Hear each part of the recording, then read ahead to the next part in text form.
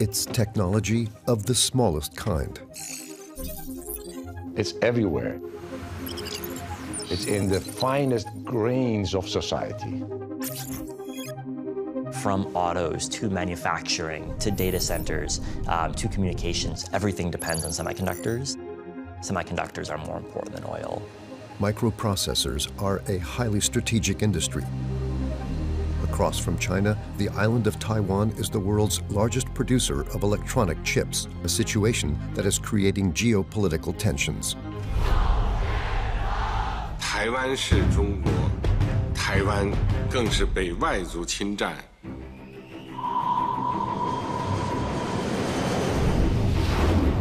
If we imagine China taking over Taiwan's semiconductor industry, the worldwide economic shutdown. Taiwan with semiconductor is probably the best defense, has a silicon shield. Since the 1980s, the United States and Europe have been off-shipping the production of electronic chips. The globalization trend was driven by differentials in labor costs. It was simply cheaper to hire workers. Aware of their dependence, Americans and Europeans are facing a race against time to produce their own chips. They're building the biggest plant they've ever built in the world here in Arizona. 18 months ago, it was desert. The country that produces microprocessors will thus control the global industry. The world's geopolitics has been defined by where the oil reserves are for the last 5 decades. And I think where the chips come from is more important for the next 5 decades. From Taiwan to the far reaches of America, microprocessors are now coveted by the major world powers.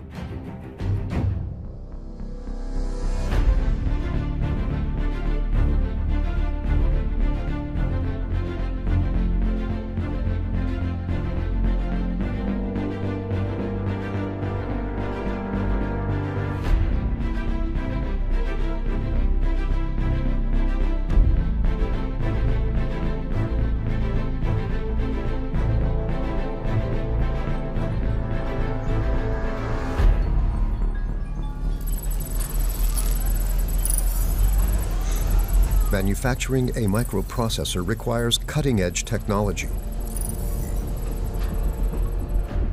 And it all starts with one of the most abundant elements in the Earth's crust.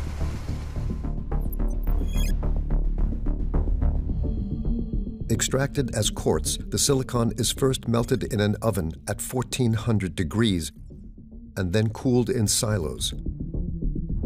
The material is then cut to form thin silicon wafers. The electronic circuits that form the microprocessors are etched onto these wafers. They are found in all electronic devices.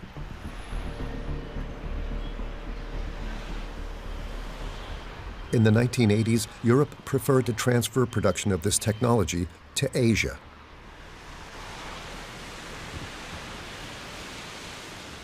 Taiwan decided to make it a strategic industry. 导体在台湾这个发展了30-40年，它形成了一个非常技术的创新，占了我们台湾 GDP 的大概13%。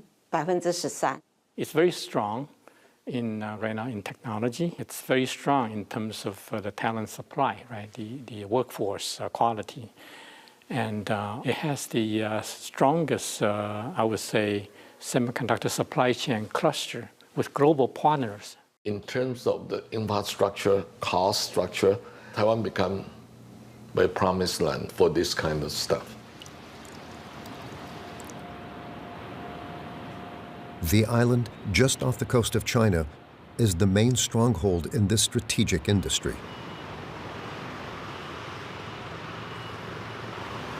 Taiwan accounts for 30% of the world's supply of microprocessors. The small country is a vital pillar of the global economy. It owes this transformation to one man, Morris Chang.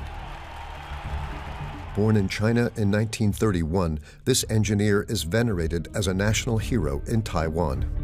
那么今天的授勋仪式，我要代表国家对张创办人对台湾的重要的贡献表达最高的敬意跟谢意。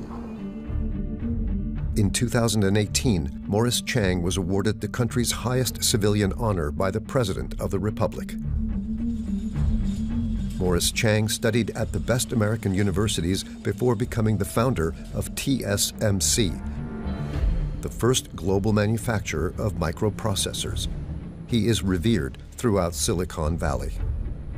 Morris, the world is full of successful people, frankly, but we've never seen impact like what you've made. And on behalf of all of us, you're my hero. Thank you.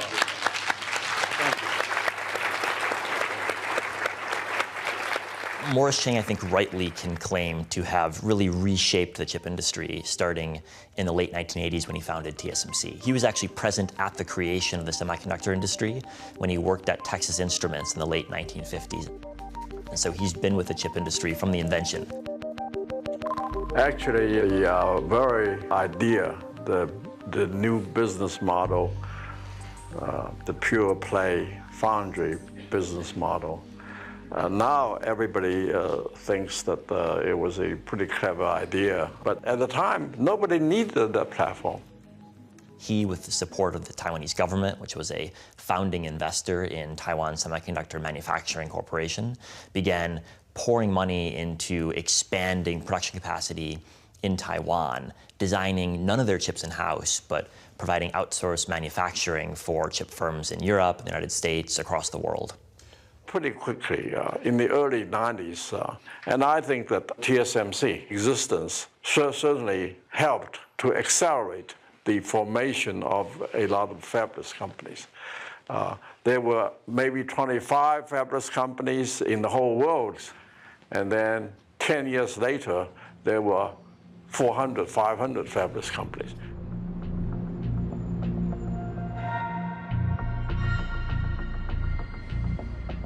In less than 40 years, TSMC has built an empire of mega factories across Taiwan.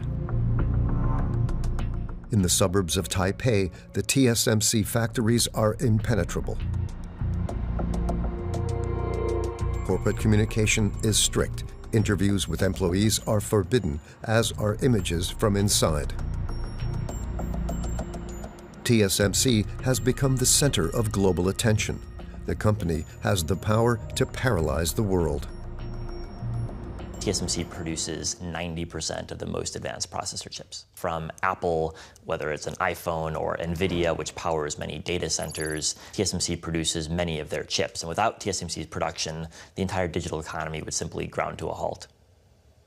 Of all of the companies you know in the world, this is the only company that currently has something they make in our possession right now. There are no others. So there's basically Air and TSMC.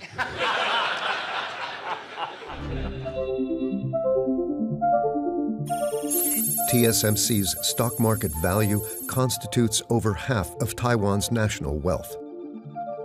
These days, 30% of the world's electronic chips are manufactured on the island. China, the USA, and Europe are lagging far behind and have to import the bulk of their microprocessors.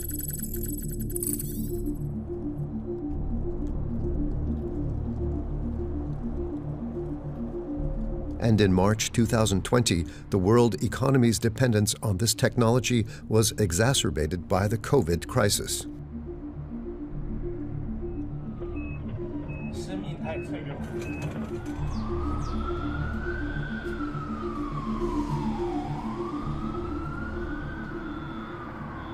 COVID was this massive accelerant. Now, everybody's communicating online. Zoom became a common word, not for a telescopic lens, but for how we communicate. The semiconductor industry was sort of rolling along at 5 or 6% kind of growth rate.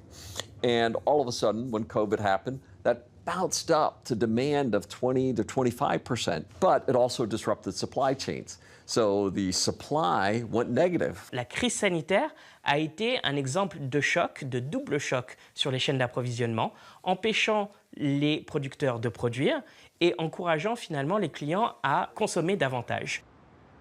the global pandemic created an imbalance between microprocessor supply and demand. We pushed out of our fabs 1.15 trillion chips, well exceeding any record in the past. So we've been running at way above full capacity for a couple years. The problem we're facing right now is that demand has just exploded, and fabs have four walls, and you can only produce so many chips within those four walls. The Western world then became aware of its vulnerability. And a chip shortage, all of a sudden car manufacturing lines were stopped, economies were unable to move forward. Everybody in the world realized how important chips are. We became really important overnight. In 2021 and 2022, a major company like Apple lost over $10 billion due to a shortage of microprocessors. A decline in production also meant delivery delays for all games consoles. Car manufacturers began to panic. Today, the Big Three announced all plants will be shut down over concerns of the coronavirus. All the plants through March 30th. In 2020, when started COVID-19, the automotive industry, the business is go on the downside. They just stop order. Chip force company like a TSMC give the production capacity to some other industry. So forget about automotive. 所以到2020年的下半年的时候，他发现他的需求突然上来以后，他想要增加订单，但是所有的产线不仅持平而已，还一直增加，所以就变成这样的互相抢产线的情形了，变得非常的严重。All of a sudden, every country in the world wake up. Then automotive industry begin to increasing their demand. Now they ask our foundry company, we say, sorry, we don't have capacity. We don't give you capacity to somebody else. Oh, no kidding. Das Opel-Werk in Eisenach stellt vorübergehend seine Produktion ein. Les salariés de Renault à Sandouville, près du Havre, à l'arrêt contraint. L'usine va devoir fermer 13 jours. Thousands of people in mid-Michigan are temporarily out of work tonight. And it's all because of a little chip. In the car parks of American automakers, tens of thousands of vehicles are waiting for their microprocessors. In 2021, many of these vehicles were not even produced yet, costing the global automotive industry around 200 billion euros. In 2022, the crisis had still not been resolved. Near Le Havre, the Renault factory in Sandouville has become silent once more.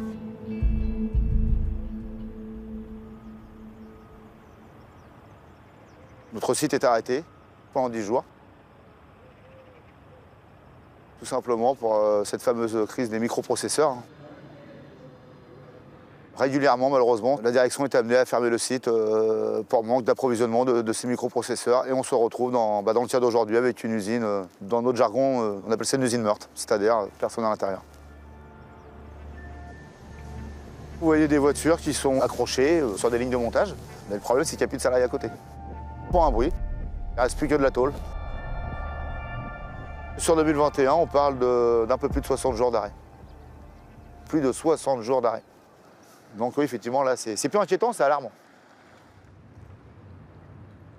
Imaginons-nous que Taïwan ou les pays asiatiques qui produisent ces microprocesseurs, un jour, il y a une crise géopolitique, tout simplement. Ils ne nous livrent plus.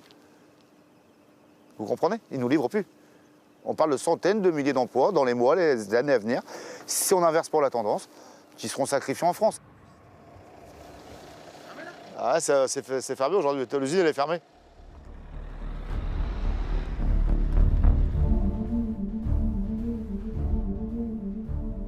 There's a lot of analogy to what we saw in 1973, you know.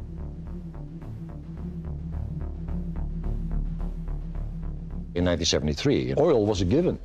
Nobody worried about oil. It was always there, until it wasn't. Now we fast forward, 2020. Semiconductors, chips have always been there, until they weren't. And all these questions suddenly pop up. Where are they, you know? Where did they come from? Who is producing it? This is exactly why chips and semiconductors are now strategic.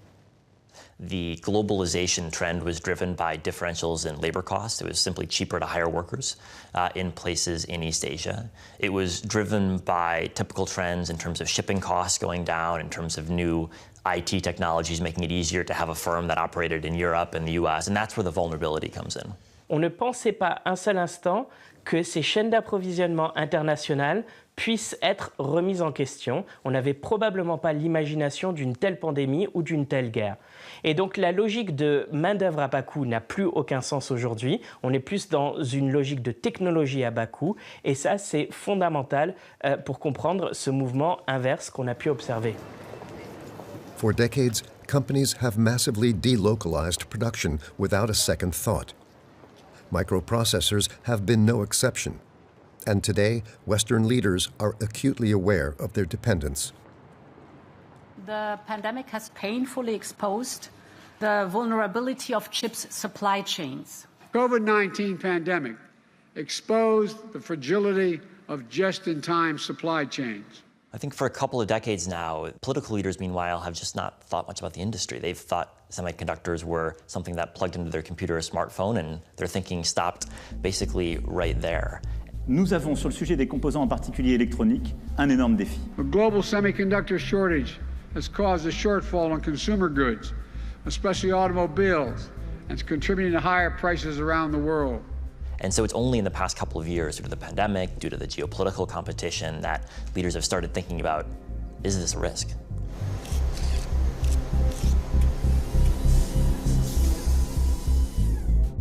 To limit the effects of the shortage and reduce their technological dependence, America, China, and Europe are taking action. In 2022, each announced its microprocessor plan for developing their own production capacity. The College of Commissioners has adopted today the European Chips Act. 要实现我们第二个百年目标，我们就是要走自主创新的道路。The chip war has been declared.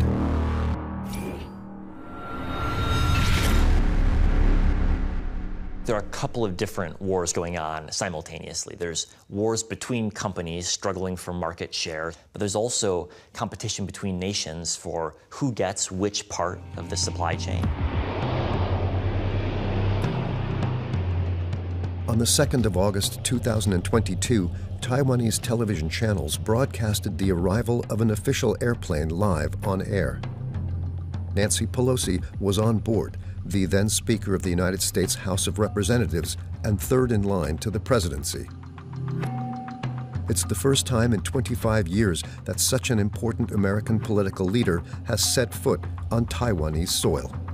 Today, our delegation came to Taiwan to make unequivocally clear we will not abandon our commitment to Taiwan, and we are proud of our enduring friendship. Although Nancy Pelosi broadcasts her visit across social media, she doesn't mention anything about a very important meeting about microprocessors. Here she is with Morris Chang, founder of TSMC, and Mark Liu, the current CEO of the company. If you look at Taiwan's production of semiconductor, you can easily tell that Taiwan has occupied a very important place in the world. And it might come into play in the near future that China might have the temptation to think about Taiwan semiconductor as something that they want to take over. China wants to expand its influence and power beyond the first island chain. Taiwan happens to get stuck in the way, and they want to take Taiwan over. The absolute majority of the people here say no to unification. Using force becomes the only option for the Chinese government to unify Taiwan. Nancy Pelosi is in Taiwan tonight, and China is already responding. Pelosi's late-night landing was quickly followed by news of Chinese military drills all around the island. Using missiles and fighter jets, China organized an unprecedented military blockade of Taiwan for several days. President Xi Jinping sent a strong message to Taipei and Washington. 我要告诉大家的是，这是一场彻头彻尾的闹剧。美方打着所谓民主的幌子，在干着侵犯中国主权的勾当，台湾必将回归祖国的历史大事。Pelosi 去台湾，我觉得 Pelosi politician 都说不上，他年龄太大了 ，too old。Since 1949, Taiwan has been one of the obsessions of the Central Powers. In October 2022, during the 20th Congress of the Chinese Communist Party, President Xi Jinping reaffirmed his commitment to annex the rebel island. 解决台湾问题是中国人自己的事，要由中国人来决定，但绝不承诺放弃使用武力，保留采取一切必要措施的选项。 China's ambition for Taiwan is not just politically fueled. The island is at the heart of the technology war between the USA and China. La Chine a annoncé clairement son objectif de devancer les États-Unis sur le plan technologique. Il est évident que le conflit s'est cristallisé sur les semi-conducteurs qui sont au cœur justement de la troisième révolution industrielle et de la domination technologique du monde. S'il y avait une attaque chinoise justement militaire sur Taïwan, ça créerait une déflagration vraiment majeure. 那无疑，中国肯定在半导体产业上，它是个新兴的半导体大国。那么时间太短，就造成 这个很多的工艺技术的积累，我们的能力就不是在这个行业里面要去追最先进那一点，我们把中低的，我们靠量，中低端的吃了就完了，这么一个这个问题。If we imagine the world with China taking over Taiwan's semiconductor industry, and they use this as a weapon against the rest of the democracies. I'm sure the rest of the democracies which relied on semiconductor industry in Taiwan, I'm sure they will react in a very strong way. Taiwan with semiconductor is probably the best defense. Les Taïwanais se servent de TSMC comme d'un bouclier et d'un moyen de se protéger au plus haut niveau, y compris sur le plan politique, mais également sur le plan militaire. Il faut que Taïwan reste intact dans sa capacité à produire des semi-conducteurs face à la Chine et pour l'industrie américaine et l'industrie mondiale. United States, you make sure we are here to make things for you. It's not for our interest, for their own interest, for Apple, for all these companies that require continue our business. And Chinese, they maybe like it happen, but the US say, no, sorry, we're not allow this happen. An armed conflict in the Taiwan Strait could jeopardize the majority of the world's electronics production. Faced with China, Taiwan can count on a powerful military ally. Are you willing to get involved militarily to defend Taiwan if it comes to that? Yes. You are? That's the commitment we made. The idea that it can be taken by force is just not appropriate. It will dislocate the entire region and be another action similar to what happened in Ukraine. Si Taïwan n'avait pas la capacité industrielle dans ce domaine, je pense que l'intérêt de défense de Taïwan serait bien moindre aux yeux des Américains. Il va de soi que les intérêts économiques, et en particulier dans le domaine des semi-conducteurs, est crucial, central dans les relations américano-taïwanaises.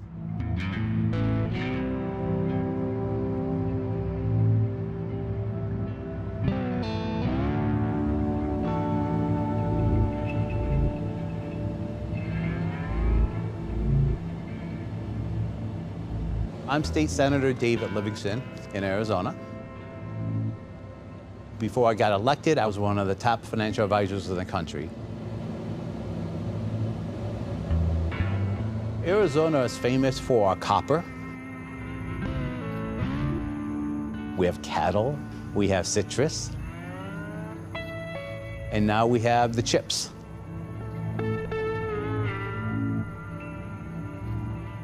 In the Arizona desert, new businesses are opening up so they can benefit from America's help. The Taiwanese company TSMC is building its first mega factory in the United States. This is the Taiwanese semiconductor plant. Phase 1 is a $12 billion investment. And if it goes well, I think the long-term plans, the next 20 years, is to build 3 of these plants up here in this location.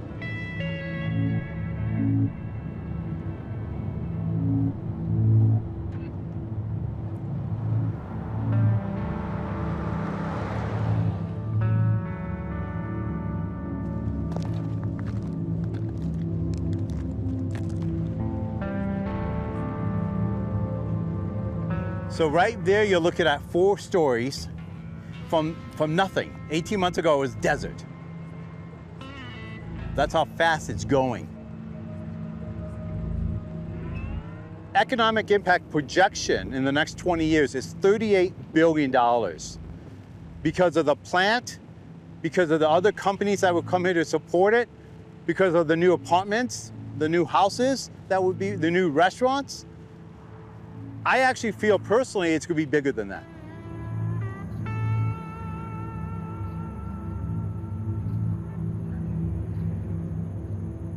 It warms my heart because Taiwanese semiconductors and their people picked us, and we competed against the whole world on where this plant was going to be. This will be their biggest plant they have, and it's here in my hometown, in my district.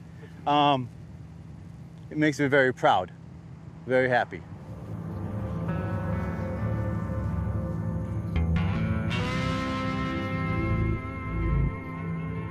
This semiconductor factory will soon produce 5-nanometer chips, the latest generation of microprocessors that are currently only being made in Asia.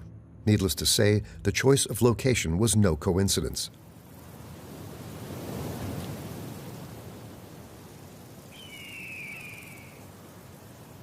It was in Phoenix, Arizona's capital, that the agreement between the USA and Taiwan was announced in 2020 thanks to active lobbying by the governor of the state. Taiwan Semi is without a doubt this decade's biggest win in Arizona. We showed up to the discussions, we answered the questions, and we pitched what was best about our state. We've got the lowest flat tax in the nation. We've eliminated over 1,000 regulations that make it a great place to live, work, play, and obviously scale a business. Doug Ducey is a longtime friend of Taiwan.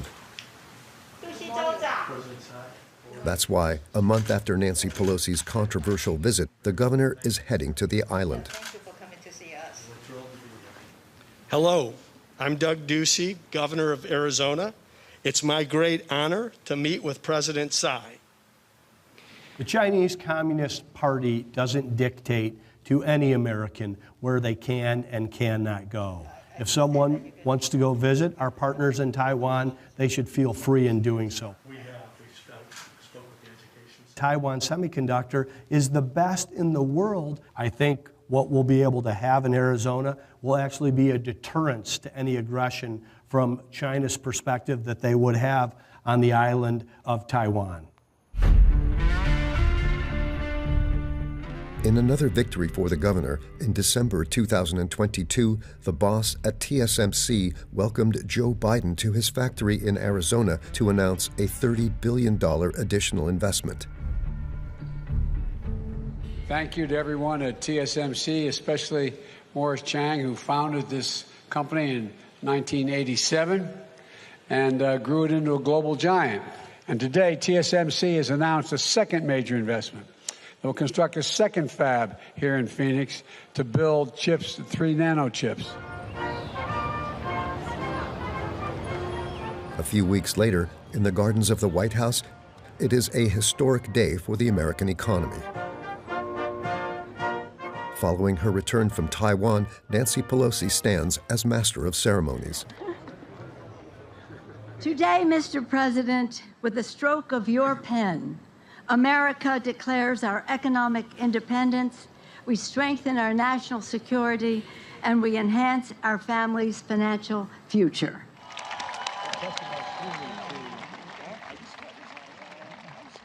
We are the United States of America, a singular place of possibilities. I'm not going to go sign the Chips and Science Act, and once again, I promise you, we're leading the world again for the next decades. Thank you. By signing the Chips and Science Act, Joe Biden gives priority to the protection of American interests. Ready? Got it. Reducing costs, creating jobs, and countering China are becoming key features of Washington's trade policy. $80 billion have been allocated to industry and research, of which $52 billion was just for microprocessors. It is the United States' largest public investment since the Second World War. In the audience, a rather discreet man has been working behind the scenes to reach this outcome. Running a business empire, his company invented the first electronic chip back in 1971.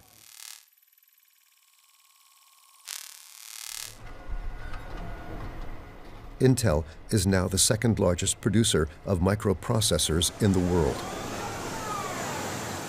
I came into the role as CEO, we basically laid out this very simple view. The world needs more geographically balanced, resilient supply chains. And the world now realizes that. That's the essence of the U.S. CHIPS Act, to get more geographically balanced, resilient supply chains. I can't put oil reserves in my country, but I can help build fabs in my country. We have to build out.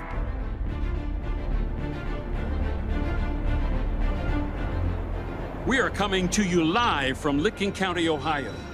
This is the site where Intel is breaking ground for its newest chip manufacturing facility. Intel is going to build a workforce of the future right here in Ohio. A brand new $20 billion campus. 7,000 construction jobs. Please join me in welcoming Intel CEO, Pat Gensler. Oh, we made it. This great state of Ohio has this tradition of manufacturing. You all like to build stuff. And that's exactly what we're going to do together. We are going to build the most advanced stuff in the world right here in Ohio.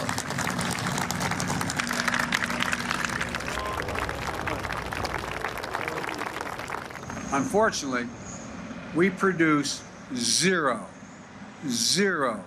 of these advanced chips in America. Zero.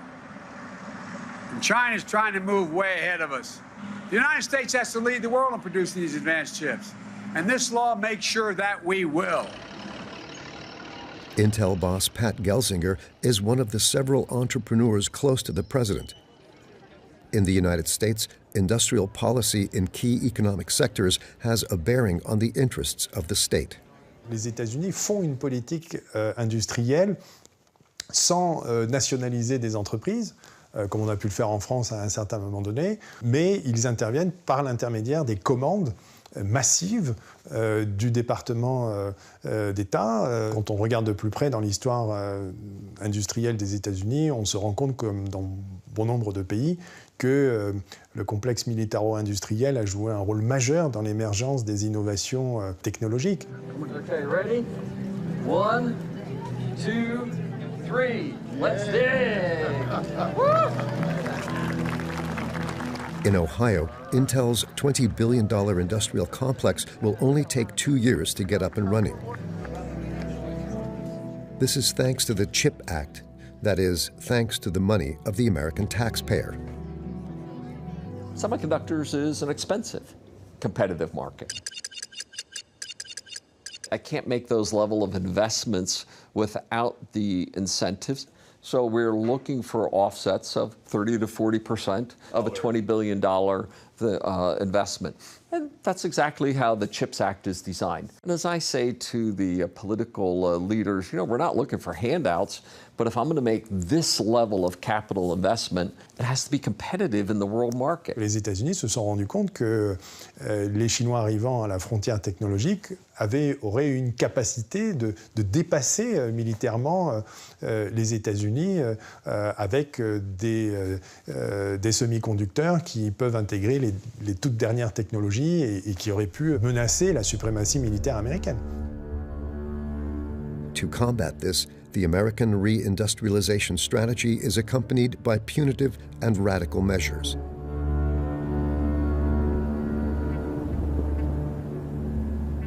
American companies are no longer permitted to work with telecoms giant Huawei and SMIC, China's leading producer of microprocessors. In Beijing, this measure is perceived as an aggression. 其中部分条款限制有关企业在华正常经贸和投资活动，具有明显的歧视性，严重违背了市场规律和国际经贸规则，将对全球半导体供应链造成扭曲。所谓芯片和科学法案，中方对此表示坚决反对。 Like the United States, China is investing billions in the microprocessor sector, to no avail. $520亿政府投入不算大，大概我们整个前面的整个集成电路的投入水平，其实中国在 chips 上现在干的是苦活啊。然后我们虽然进口4000多亿。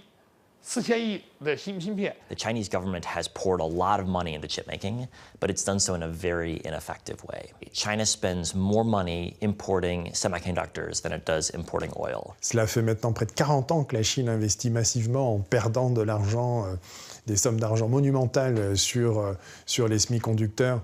Et d'une certaine manière, elle a rattrapé, mais elle n'est toujours pas à la frontière technologique. Et les Chinois voudraient bien évidemment être en capacité de dépasser Taïwan, non seulement parce qu'il y a une rivalité entre les deux pays, mais aussi, au-delà de ça, il y a une rivalité vis-à-vis des États-Unis et une volonté d'indépendance technologique vis-à-vis des États-Unis. In response to American sanctions, Chinese semiconductor production has hit an all-time high in recent months. 300 billion chips have been created in the country's factories. 好的，其实呢，我觉得这个美国的很多决策是一些非常简化的，或者说是非常有时候在我看来是比较缺乏目标的，或者比较愚蠢的。那我叫姚海平，是这个酷星微电子公司的创始人、董事长 CEO。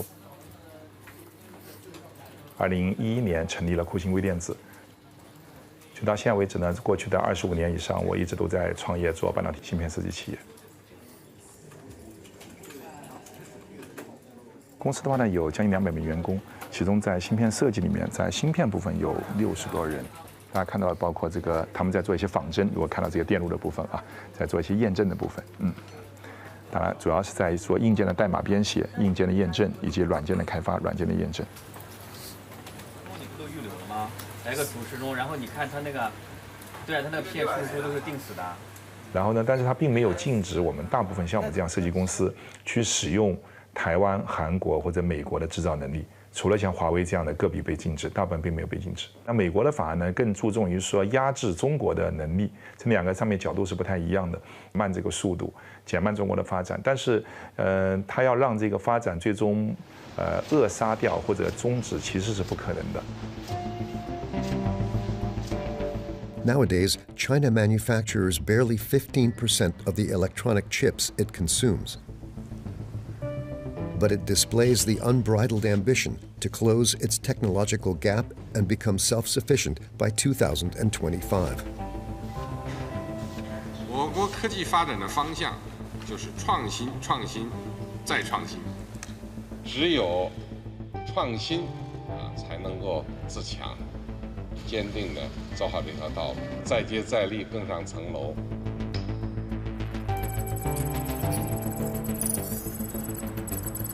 In China, the world of microprocessors lacks technology, brains, and production capacity. This is the Chinese industry's greatest weakness, which is significantly dependent on foreign microchips. I worked in China for about 2 years. I was hired by SMIC as a vice chairman. In 2020, the former executive of Taiwanese company TSMC was recruited by the leading Chinese manufacturer of microprocessors. Professor Chiang now lives in the United States in Silicon Valley. Before I went to China, I heard they are going to put in several hundred billions into semiconductor industry. I think there must be a master plan. After I went there, I found there's no master plan. You think China is a kind of concentrated government? Politically it is, but economically it's not, because local government have their own funding. They can do whatever they can. People just want to have power. If you look at the aggregate funds that China devotes to chip making, it's billions and billions of dollars, but much of that comes from different provincial or local officials, and they all want a facility in their province or their city, so it ends up being very inefficient in terms of how this is spent. As a result, although China's firms are subsidized more than anyone, they've really struggled in the past decade to actually improve their manufacturing capacity relative to other countries. There is a tech war underway. Who will have the technology that leads? Right now, the US has it, but our lead has been slipping, and China certainly wants to have its own indigenous technology that doesn't rely on US or Taiwanese or Korean or. 马太效应，也就是强者恒强，强像台积电、三星、Intel， 他们已经是强者了，强者恒强。那么这个时候，希望去很快的追赶上他们的速度，这是非常难的，非常非常难的。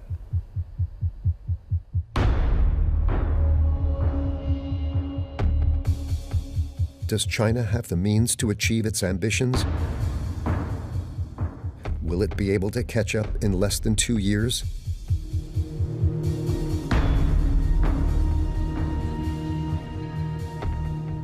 In this global race for the production of microprocessors, Europe seems overwhelmed, despite speeches by leaders in Brussels.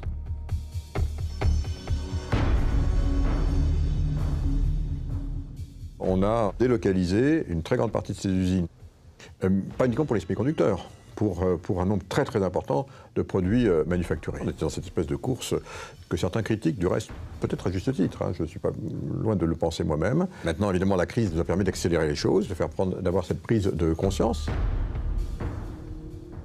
Il est temps de reprendre son destin en main pour nous fixer une ambition qui est, à l'horizon 2030, d'être en capacité de produire 20% de la production mondiale sur la planète. Il faut absolument qu'on augmente massivement la capacité de production des semi-conducteurs en Europe.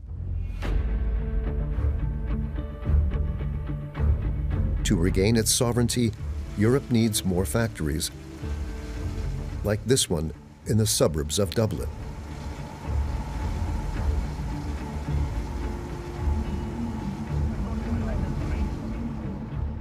The most modern factory in Europe is being built in these very suburbs of the Irish capital.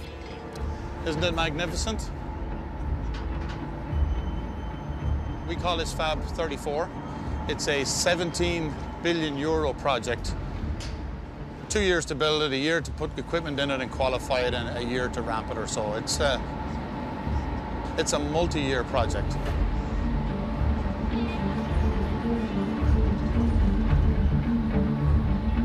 By the end of 2023, this plant will produce the latest generation of microprocessors.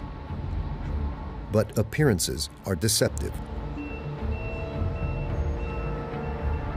Fab 34 is not a European factory. It is owned by the American manufacturer Intel and its boss, Pat Gelsinger. Today, we are announcing our European investment program. We envision investing up to 80 billion euros in the EU over the next decade. European Commission President Ursula von der Leyen recently said there is no digital without chips. And she is absolutely right. Ladies and gentlemen, a month ago, the Commission presented the European Chips Act. With this the European Commission president appears in Intel's promotional video to publicize its microprocessor plan. We also want to strengthen our resilience. In total, more than 43 billion euros of public investment, both European Union and national level investment, will support the CHIPS Act until 2030. Incapable of addressing this technological sovereignty problem, Europe has therefore agreed to help American companies. In the trade war between the US and China, Europe seems to be the biggest loser. On avait encore quelques producteurs dans les années 80 ou 90 qui ont tous disparu et qui ont été soit rachetés par les Américains, voire même par des entreprises asiatiques. Les pays européens ont échoué. Ce que cherchent effectivement à éviter peut-être les Européens, c'est à sécuriser leurs approvisionnements aujourd'hui si nous avions encore un bouleversement géopolitique dans cette industrie. However, Brussels can rely on 3 European manufacturers of microprocessors. Europe actually boasts a major champion in the industry. ASML is a Dutch firm unknown to the general public.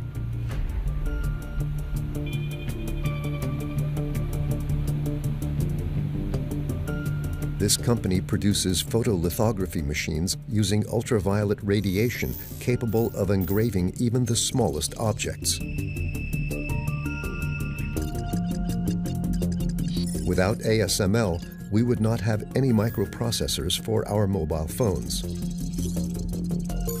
What we are doing, we make a big slide projector. We are providing a machine that actually takes the design of a computer chip and it translates that design onto a carrier. A carrier is the microchip that when you open your phone, you see all these little chips sitting there, you know, that's what we do. It's expensive, but it's like a slide projector. Each of its overhead projectors costs 125 million euros. Only TSMC, Intel, and Samsung are able to afford them. This is a very profitable industry. TSMC, they have announced that they want to spend $140 billion over the next 3 years. Samsung, similar amount of money. Intel, more than $100 billion. So there's already $400 billion by only 3 manufacturers allocated to build out that capacity. Why would you then, from a risk management point of view, put everything in Asia?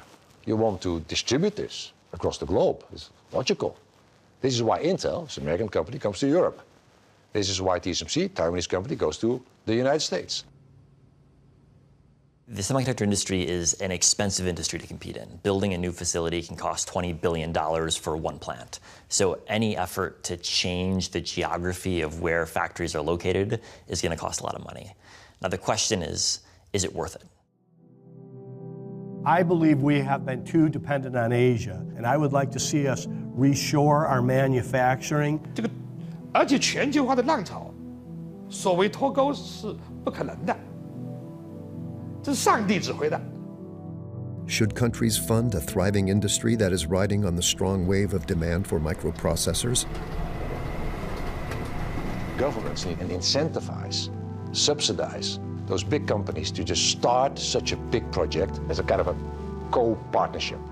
Governments and manufacturers working hand in hand. In Asia, Europe, and the United States, the chip war has only just begun. Microprocessors have become the main raw material of our digital life.